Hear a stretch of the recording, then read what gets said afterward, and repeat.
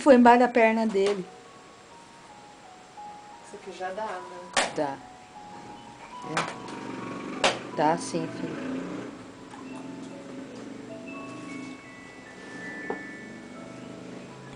Filho.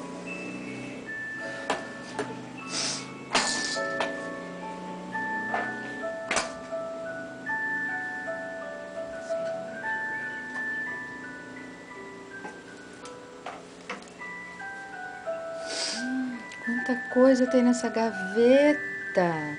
Sapato do Henrique? Onde põe isso? No pé? Nariz. É no pé que põe isso, Henrique?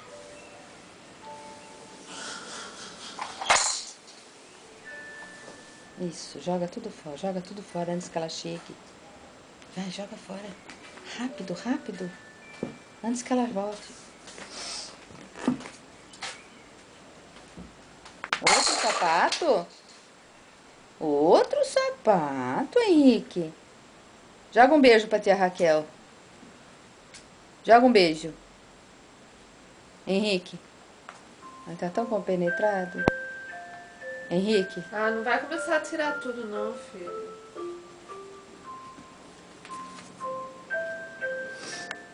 Outro dia na Dária parou ele e o Rodrigo na gaveta do Rodrigo. Cada um jogava uma coisa pra fora.